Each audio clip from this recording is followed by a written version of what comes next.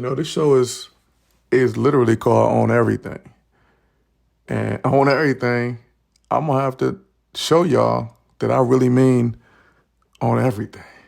So, welcome back, y'all. I'm Jay Floyd, your host. This is a show where I ponder some things. We talk about leadership, we talk about art, we talk about building business, we talk about self-development, but we talk about everything. And it's something that's been bugging me for 40 plus years. And that's the Humpty Dumpty nursery rhyme. Yes, the Humpty Dumpty nursery rhyme. Listen, I was scrolling Facebook today and I saw this post where somebody said the Humpty Dumpty nursery rhyme is like a man fell off a wall and was irreparably harmed. And everybody was just like, he was, I assume, an enormous egg. I do feel like that's how it is, right? Like I've always been, even as a kid, I was like, why would this be an egg? Like why, why would an egg be sitting on a wall? Why would they send king's horse? Why would horses are not surgeons. Why would horses be sent to fix a giant egg? And why would the king's men also be sent? It always bugged me, right? Always. Now, obviously, this is a nursery rhyme that came into, our consciousness from other, probably British. I'm guessing it's a British source. I have three kids, man, and every single one of them, as they were small, and anytime they would mention Humpty Dumpty, I would always be like, yo, he's not an egg. Like nobody said he was an egg. Don't fall for things that easily. Right? I know you might be thinking, man, why are you so serious on your kids? But that's just me. That's the way I am. That's the way I was raised. My mom always told me, think critically about things. Don't just accept anything. And that goes for everything. Maybe that's why this show is called On Everything. Maybe because I apply the same kind of logic and approach to everything. So yeah, my kids would come home or they would, have some book have like Humpty Dumpty in it. And I would always be like, this dude's not an egg, y'all. Don't fall for that. I just don't, it doesn't make sense. So today, I was like, I'm gonna go look this up. I'm gonna finally put an end to this musing in my head, and we're just gonna squash this all together because I know I'm right. I know this is not an egg. I don't know why we want to convince our kids that in some giant half man, half egg caricature. I don't know why that was something that Mother Goose decided to do, but let's go back and look at the history of this. So Wikipedia tells us that Humpty Dumpty is a character in an English nursery rhyme. I knew it, right? I knew it. Said he is typically portrayed as an anthropomorphic egg. Obviously, anybody who doesn't know, anthropomorphic means morphing in an anthropological way. So having human features, right? So anytime you see like Bugs Bunny, he's an anthropomorphic rabbit or bunny, right? He's a bunny, but he moves like a human. So they're saying that dude is typically portrayed as an egg who has a human-like features, although he's not explicitly described as such. Boom. He never described as such. So why is he an egg? I have no idea. Let's go back to the history. It said, okay, the common one we all know comes from 1882. Humpty Dumpty sat on the wall. Humpty Dumpty had a great fall. All the king's horses and all the king's men couldn't put Humpty together again. Right? It's a quatrain, right? Four bars, four lines, and that's how it goes. That's what we all know, but let's go. It's got to be older than that, and it is, right? So almost 100 years before that is where the first and the earliest known version in published in a book called Juvenile Amusements in 1797 by Samuel Arnold. And it says, Humpty Dumpty sat on a wall. Humpty Dumpty had a great fall. 80 men and 80 more could not make Humpty Dumpty where he was before. Right?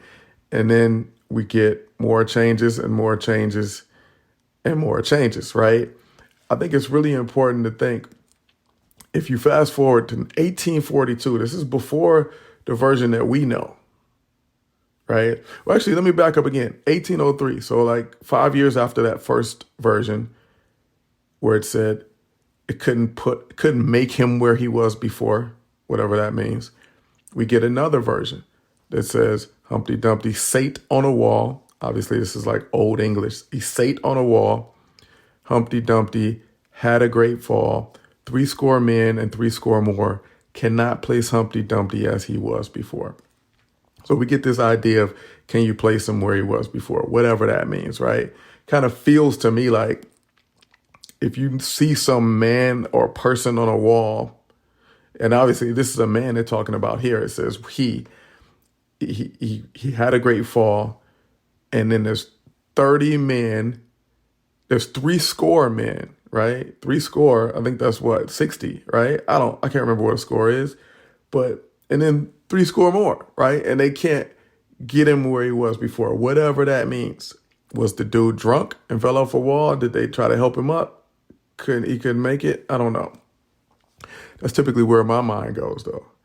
And so then you fast forward like 40 years, 30 years, you get in 1842 a version that really shines some light on things.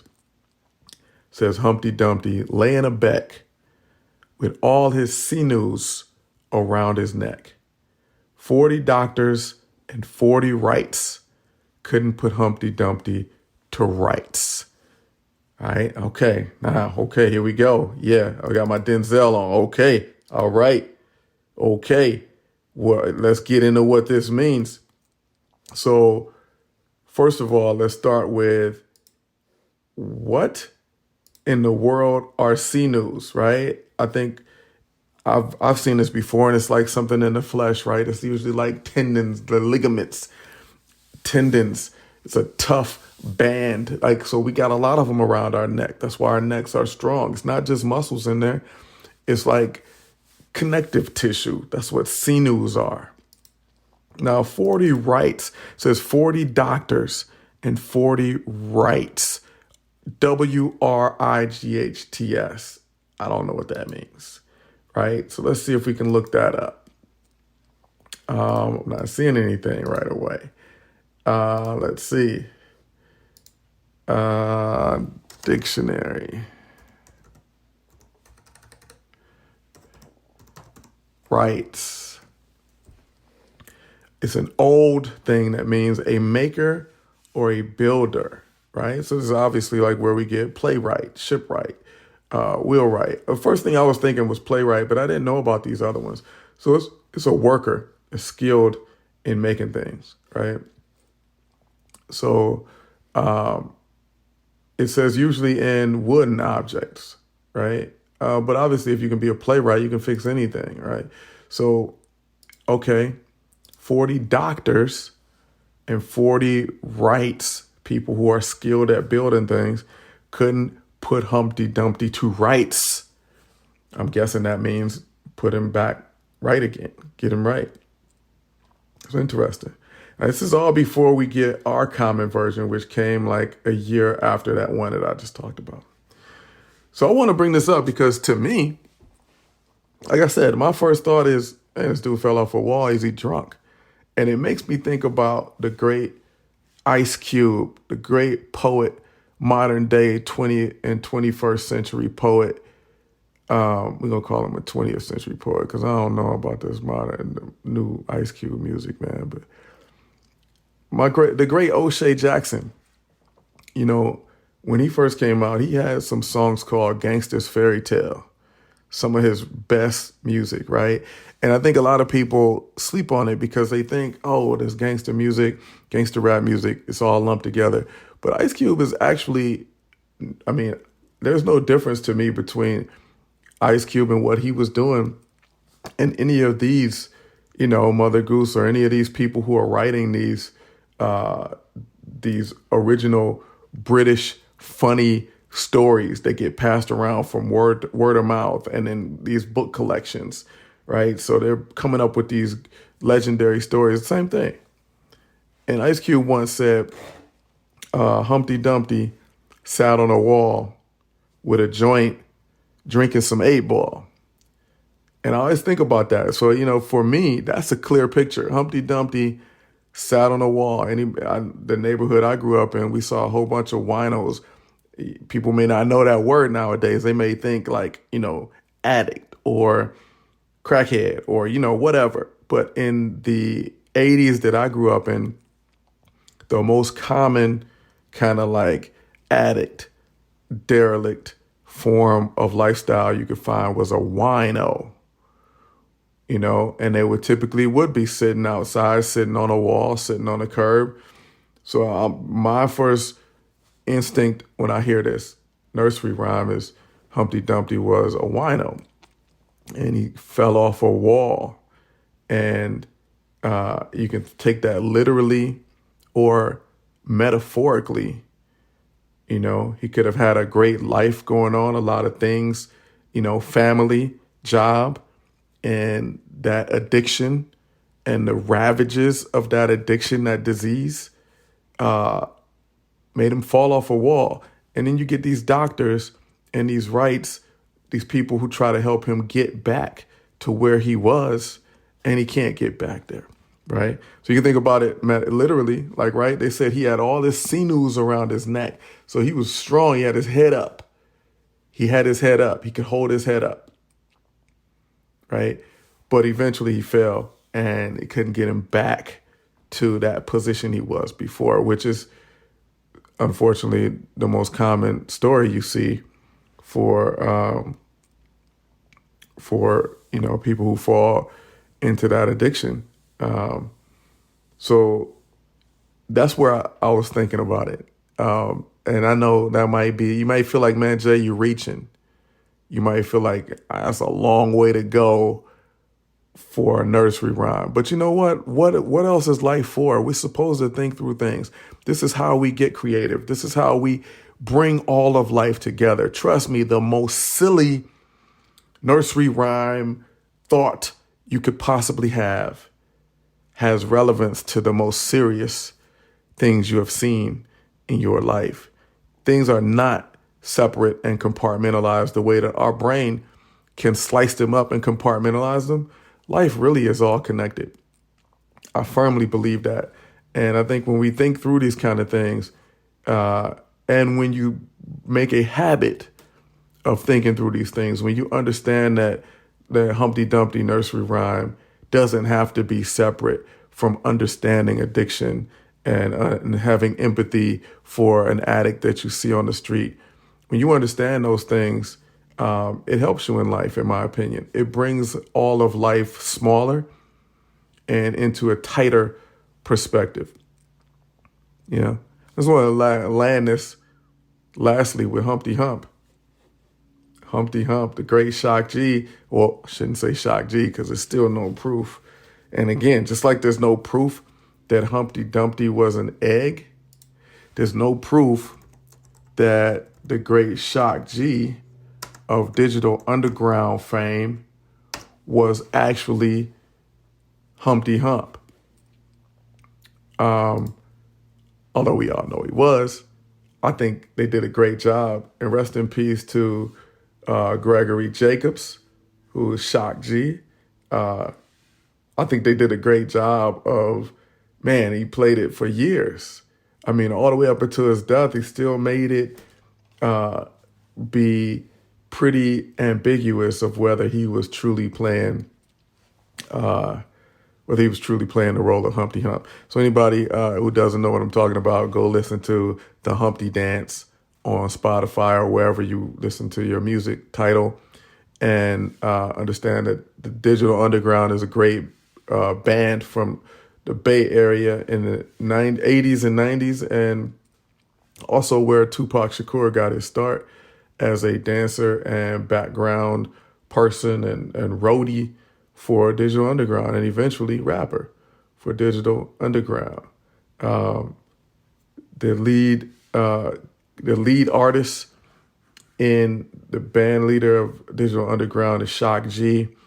He's great. He's rapper, producer, and he came up with a character called Humpty Hump, who put on these glasses and just danced around crazy.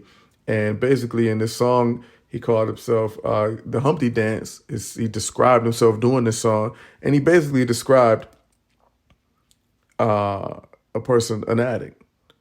And I think it ties back, if you want to follow that thread with me, ties back to that, us all having that visual or example of what that wino looks like, or crackhead, if you want to take it there, or crack addict, or, opioid addict. I think we've all seen them in their condition. It can be something that it can be utilized as a comedic tool, but in the end, even that thing that might make you laugh can be tied, you follow the thread back to something that's all a human. It's about human empathy and all of us living together. So that's what I wanted to go with it today. If this throws you off, I don't apologize. This is my show. If you like this, follow me, like this, subscribe, tell your friends. Yo, Jay Floyd is going to be talking about some deep things. It may be a little bit all over the place sometimes, but it's pretty interesting, hopefully. All right, I love y'all for tuning in, man. I'll talk to y'all later. Peace. Ready to revolutionize your content creation? Discover Deep Brain AI, the cutting-edge solution in AI video synthesis. Create lifelike AI videos with ease, ideal for presentations, educational content, or just boosting your digital marketing. Your AI avatar waits to deliver messages with natural expressions and natural voices. It'll be just like hearing and seeing you and me. Experience the future of communication with Deep Brain AI. Discover more right now at what'sgood.work and click on our link that says visit our sponsor.